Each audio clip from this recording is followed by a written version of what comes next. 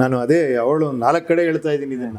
ಮೊನ್ನೆ auto driver ಇದು problem ಆದಾಗ ಪೆಟ್ರೋಲ್ ಡೀಸೆಲ್ ಅವ್ರ ಗ್ಯಾಸ್ ಪ್ರಾಬ್ಲಮ್ ಆದಾಗ ಹೆಂಗ್ ನಿಂತಿದ್ರು ಕಿಲೋಮೀಟರ್ ಗಟ್ಟಲೆ. ಏನ್ ಡಿಸಿಪ್ಲಿನ್, ಯಾವ ಜಪಾನ್ ಅಲ್ಲ ಯಾವ ಇದ್ರಲ್ಲೂ ನೋಡಕ್ಕಾಗಲ್ಲ.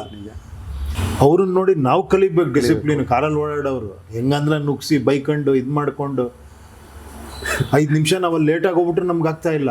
ಬಟ್ ಅವ್ರು ನೋಡಿ ಬದುಕಿಗೋಸ್ಕರ ಹಂಗೆ ನಿಂತಿದ್ದಾರೆ. ಏನು ಹ್ಯಾಟ್ಸ್ ಆಫ್ ಅಲ್ಲ ಸರ್.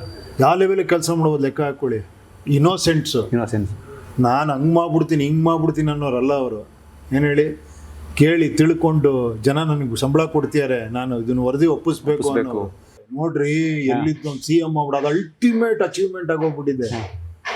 ನನ್ನ ಪ್ರಕಾರ ಅದಲ್ಲ ಅಚೀವ್ಮೆಂಟ್, ಅದೊಂದು ಪೋಸ್ಟ್. 100 ಜನ ಬರ್ತಾರೆ ಹೋಗ್ತಾರೆ. ಸರ್, ದೇಶದ ಯಾವುದಾದ್ರೂ ಒಂದು ಕಡೆ ಏನಾದರೂ ಹೊಸದು ಆದರೆ ಮಾತ್ರ ಅದ್ರ ಬಗ್ಗೆ ಜನ ಹಾಗೂ ಇಡೀ ಜಗತ್ತು ಚರ್ಚೆ ಮಾಡೋಕ್ಕೆ ಶುರು ಮಾಡುತ್ತೆ, ಅದ್ರ ಸುತ್ತ ಗಿರ್ಕಿ ಹೊಡೆಯುತ್ತೆ. ಉದಾಹರಣೆಗೆ ಅಲ್ಲಿ ವಿಜಯ್ ಅವರು ಗೆದ್ದರು, CM ಆದರು ಅನ್ನೋ ಕಾರಣಕ್ಕೆ ಇಲ್ಲಿ ಅದೇ ಥರದ ಡಿಸ್ಕಷನ್ ಮಾಡ್ತಿದ್ದಾರೆ. ಬಟ್ ಇದು ಆಗಬಾರ್ದು, ಇದು ನಿರಂತರವಾಗಿ ಡಿಸ್ಕಷನ್ ಆಗಬೇಕು ಅಂತ ಜನ ಮಾತಾಡ್ತಾರೆ ಸರ್, ಈ ಥರದ ಬದಲಾವಣೆಗಳ ಬಗ್ಗೆ. ಅದೇ ನಾನು ಹೇಳಿದ್ದು. ಹೌದು, ಅದೇ ಹೇಳಿದ್ದು. ಆ ಬದಲಾವಣೆ ಅಷ್ಟೇ ಸಾಕಾ? ಇನ್ನೇನು ಬದಲಾವಣೆ ಆಗಬೇಕು? ಈ ಡಿಸ್ಕಷನ್ ಯಂಗ್ಸ್ಟರ್ಸಲ್ಲಿ ಆಗಬೇಕು. 10 ನಿಮಿಷ ಮಾಡಿದ್ರೆ ಸಾಕು. ನೋಡಿ, ಇವಾಗ ಒಂದೊಂದು ವಿಡಿಯೋ ಮಾಡ್ತಿರೋದು ನೋಡಿ ಎಷ್ಟು ಸ್ಪ್ರೆಡ್ ಆಗ್ತಾ ಇದೆ. ಮೊನ್ನೆ ಯಾರೋ ಒಂದು ಅಪ್ಪ ಮಗಳನ್ನ ಕರ್ಕೊಂಡೋಗಿ ಒಂದು ಮಾಡಿದ ನೋಡಿ, ಎಷ್ಟು ಲೆವೆಲ್ ವೈರಲ್ ಆಗಿದೆ. ಆ ಹುಡುಗಿಗೆ ಐಟಮ್ಸ್ ಕೊಡ್ತಾರೆ, ಕಾಲಿಗೆ ಬೀಳ್ತಾ ಇರ್ತಾರೆ. ಅಪ್ಪ ಏನಕ್ಕೆ ನೀನು, ನಾನು ದುಡ್ಡು ಕೊಡ್ತೀನಿ ನೀನು ಕಾಲಿಗೆ, ನೀನು ಅದೇ ಅಲ್ಲ ಅಪ್ಪ ಮಾಡ್ತಿರೋದು. ಅವನಿಗೆ ಸಂಬಳ ಕೊಡ್ತಿದ್ಯಾ, ಕಾರ್ ಕೊಟ್ಟಿದ್ಯಾ, ಎಲ್ಲ ಕೊಟ್ಟಿದ್ಯಾ, ಕಾಲಿಗೆ ಬೀಳ್ತೀಯ ನೀನು.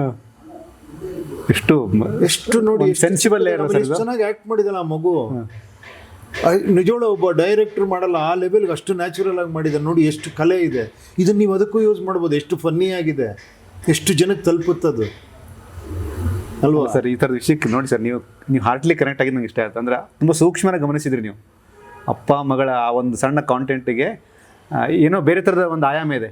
ಇಲ್ಲ, ಖಂಡಿತ. ನೋಡಿ, ಅದೇ ಹೇಳಿದ್ದು, ಅಷ್ಟು ವಿಚಾರಗಳಿದೆ. ನೀವು ಕದಕಿದ್ರೆ ಅಷ್ಟು ವಿಚಾರಗಳಿದೆ ನಮ್ಮ ಜನಗಳಲ್ಲಿ. ನಾವೆಲ್ಲ ತಲೆಗೊಡದು ಕೂರಿಸ್ಬಿಟ್ಟಿದ್ದೀವಿ. ನಿಂಗೇನು ಗೊತ್ತಾಗಲ್ಲ, ನಿಮ್ಗೇನು ಗೊತ್ತಾಗಲ್ಲ. ಅವನೊಬ್ಬ ನಾಯಕ ಬಂದೇನು, ಅವ್ನು ಇಂಗ್ಲೀಷ್ ಮಾತಾಡ್ಬಿಟ್ರೆ ಇನ್ನೂ ಗ್ರೇಟ್ ಅಂತ. ಅವನು ಅದು ಇಂಗ್ಲೀಷ್ ಚೆನ್ನಾಗಿ ಕಲ್ತ್ಕೊಂಡ್ಬಿಟ್ರೆ ಇಲ್ಲಿ ಏನು ಬೇಕಾದ್ರೆ ತಗೊಂಡು ಮಾಡ್ಬಿಡ್ತೀವಿ. ಆ ಲೆವೆಲ್ಗೆ ಆಗ್ಬಿಟ್ಟಿದೆ. ಒಬ್ಬ ಆಟೋ ಡ್ರೈವರ್ ಕೇಳಿ, ಅವ್ನಿಗೆ ಗೊತ್ತಿರೋ ಅಷ್ಟು ನಮ್ಗೇನೂ ಗೊತ್ತಿರಲ್ಲ. ಕ್ಲೀನಾಗಿ ಹೇಳ್ತಾನೆ, ಬದುಕನ್ನು ಹೇಳ್ತಾನೆ, ಎಲ್ಲ ಗೊತ್ತಿರುತ್ತೆ ಅವ್ರಿಗೆ. ನಾನು ಅದೇ ಅವಳು 4 ಕಡೆ ಹೇಳ್ತಾ ಇದ್ದೀನಿ ಇದನ್ನ. ಮೊನ್ನೆ ಆಟೋ ಡ್ರೈವರು ಇದು ಪ್ರಾಬ್ಲಮ್ ಆದಾಗ ಪೆಟ್ರೋಲ್ ಡೀಸೆಲ್ ಅವ್ರ ಗ್ಯಾಸ್ ಪ್ರಾಬ್ಲಮ್ ಆದಾಗ ಹೆಂಗ್ ನಿಂತಿದ್ರು ಕಿಲೋಮೀಟರ್ ಗಟ್ಟಲೆ. ಏನ್ ಡಿಸಿಪ್ಲಿನ್, ಯಾವ ಜಪಾನ್ ಅಲ್ಲ ಯಾವ ಇದ್ರಲ್ಲೂ ನೋಡಕ್ಕಾಗಲ್ಲ. ಒಂದು ಸಣ್ಣ ರೋಡ್ ಮಧ್ಯ ಬರುತ್ತೆ ಅಂದ್ರೆ ಅಲ್ಲಿ ಗ್ಯಾಪ್ ಕೊಟ್ಟು ನಿಂತಿದ್ದಾರೆ ಅಷ್ಟು ಉದ್ದ. ಎಷ್ಟು ಬದುಕಿಗೆ ಪ್ರಾಬ್ಲಮ್ ಇದೆ. ಹೌದು ಸರ್, ಅಲ್ವಾ? ನಾನು ಮುಂದೆ ಹೋಗ್ಬಿಡ್ತೀನಿ, ನಂಗೆ ಪ್ರಾಬ್ಲಮ್ ಇದೆ. ಯಾರು ಇಲ್ಲ ನೋಡಿ, ಅವ್ನು ನಿಂತಿಯ, ಅವ್ನು ಹೋಗ್ಲಿ, ಒಂದಿನ ಆಗ್ಲಿ ನಿಂತಿದ್ರು. ವಿಚಾರವಂತಿಕೆ ಅಲ್ಲಿದೆ.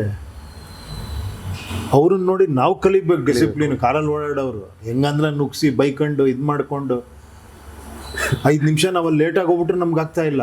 ಬಟ್ ಅವ್ರು ನೋಡಿ ಬದುಕಿಗೋಸ್ಕರ ಹಂಗೆ ನಿಂತಿದ್ದಾರೆ. ಏನು ಹ್ಯಾಟ್ಸ್ ಆಫ್ ಅಲ್ವಾ? ಅವ್ರನ್ನ ನೋಡಿ ನಾವು ಕಲಿಬೇಕು ನಿಜವಾಳು. ಅಂಥವ್ರು ಬರಬೇಕು, ಅಂಥವ್ರು ನಿಂತ್ಕೊಬೇಕು. ಆ ಇನ್ನೋಸೆಂಟ್ ಹೃದಯಗಳು ಬಂದು ಎಲೆಕ್ಷನ್ ನಿಂತ್ಕೊಬೇಕು. ಅವ್ರು ವರ್ಕ್ ಮಾಡಿ ತೋರಿಸ್ತಾರೆ. 1 ಲಕ್ಷ 1.5 ಲಕ್ಷ ಸಂಬಳ ಕೊಡಿ ಅವ್ರಿಗೆ. ಅಲ್ಲ ಸರ್, ಯಾವ ಲೆವೆಲಿಗೆ ಕೆಲಸ ಮಾಡ್ಬೋದು ಲೆಕ್ಕ ಹಾಕೊಳ್ಳಿ.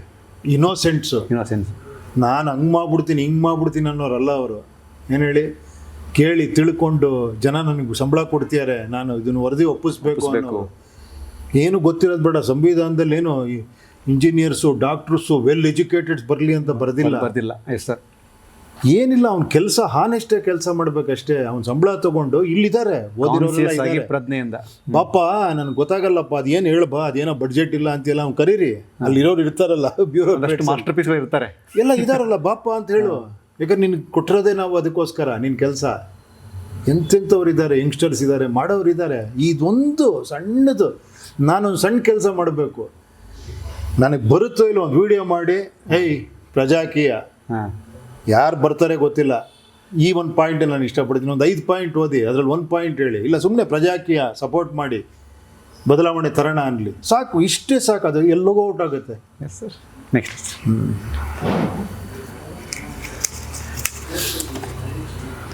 ಉಪ್ಪಿಯವರ ಭವಿಷ್ಯದ ಯೋಜನೆ ಸಖತ್. ಅದನ್ನು ಜನ ಕೇಳಿದಾಗ yes we need to change ಅನ್ನುವಂಥ ಡಿಸ್ಕಷನ್ ನಡೆಯುತ್ತೆ.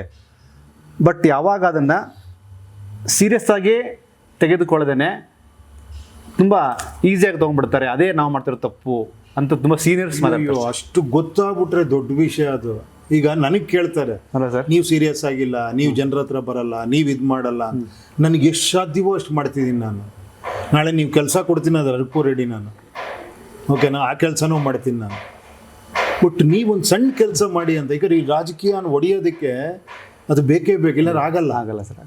ಈಗ ನಾಳೆ ಹೇಳ್ತೀನಿ ಕೇಳಿ.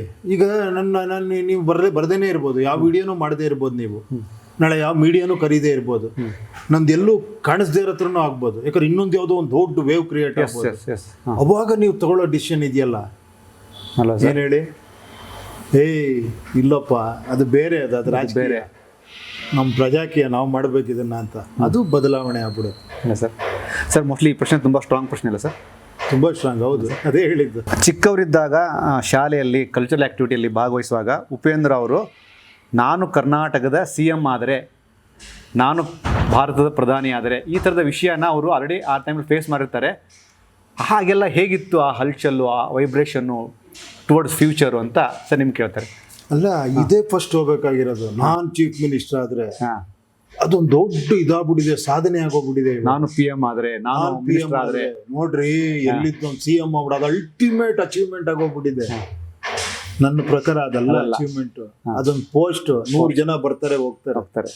ನೀನ್ ಏನ್ ಬದಲಾವಣೆ ತಂದಿದ್ಯಾ, ನೀನ್ ಏನ್ ಮಾಡಿದ್ಯಾ, ಅದು ಉಳ್ಕೊಳತ್ತೆ. ಎಜುಕೇಶನ್ ಅಲ್ಲಿ ಏನೇನು ರಿಫಾರ್ಮ್ಸ್ ಮಾಡಿದ್ಯಾ, ಏನ್ ಹೇಳಿ, ಸಿವಿಕ್ ಸೆನ್ಸ್ ಅಲ್ಲಿ ಏನೇನು ಮಾಡಿದ್ಯಾ, ಏನೇನು ಐಡಿಯಾಲಜಿ ತಂದಿದ್ಯಾ, ಫ್ಯೂಚರಿಸ್ಟ್ ಥಿಂಕ್ ಮಾಡಿದ್ಯಾ. ಈಗೇನೋ ಒಂದು ಕಾವೇರಿ ಏನೋ ಗಲಾಟೆ ಇದೆ, ಅದಕ್ಕೆ ಪರಿಹಾರಗಳು ಏನು ತಂದಿದ್ಯಾ, ಎಷ್ಟು ಲೇಕ್ಸ್ ಅಭಿವೃದ್ಧಿ ಮಾಡಿದ್ಯಾ, ಏನ್ ಹೇಳಿ. ಹಿಂದಿನಿಂದ ಯೋಚನೆ ನೋಡಿ. ಇವಾಗ ಕರೆಕ್ಟ್ ಆಗಿ ಏನು commercial zone, residential zone correct ಆಗಿ ಮಾಡಿ, ಕೆರೆಗಳನ್ನ ಕಾಪಾಡ ಪ್ರಾಪರ್ ಪ್ಲಾನ್ ಮಾಡಿ, ಏನ್ ಹೇಳಿ, ಬರೀ ಸಿಟಿ ತುಂಬಿ ಏನ್ ಹೇಳಿ ಟ್ರಾಫಿಕ್ ಜಾಮ್ ಆಗಿ ಇದಾಗಿ, ನೀವು ಅದೇ ತರ ವಿಲೇಜನ್ನು ಸ್ಮಾರ್ಟ್ ವಿಲೇಜಸ್ ಮಾಡಿ, ವಿಲೇಜನ್ನು ಕೂಡ ಅಷ್ಟೇ ಅಭಿವೃದ್ಧಿ ಮಾಡಿ, ಸ್ಪ್ರೆಡ್ ಆಗಿ ತಂದ್ಕೊಳ್ಳಿ. ಇವಾಗ ನಾನು ವಿಲೇಜ್ಗೆ ಹೋದ್ರೂ ಕೂಡ ನಾನು ಇದೇ ತರ ಫೀಲ್ ಮಾಡ್ತೀನಪ್ಪ, ನನಗೆ ಅಲ್ಲಿ ಎಲ್ಲವೂ ಸಿಗುತ್ತೆ, ಐ ಆಮ್ ಹ್ಯಾಪಿ ಅನ್ನೋ ಥರ ನಾವು ಮಾಡ್ದೇನೆ ಅದನ್ನೆಲ್ಲ ಅನಾಥಾಶ್ರಮ ಥರ ಮಾಡಿ ಎಲ್ಲ ಬಿಟ್ಟು ಎಲ್ಲ ನೆಗ್ಲಿಜೆನ್ಸ್ ಮಾಡ್ತಾರ. ಆಮೇಲೆ ಹೆಣ್ಮಕ್ಳು ಕೇಳಿದ್ರೆ ಸಿಟಿಲಿ ಇದ್ರೆ ನಾನು ಮದುವೆ ಹಾಕಿ ನಮ್ಮ ಪರಿಸ್ಥಿತಿ ತಂದಿದೀವಿ ಅಂದ್ರೆ ಅವನು 100 ಎಕರೆ ಜಮೀನು ಇರಲಿ,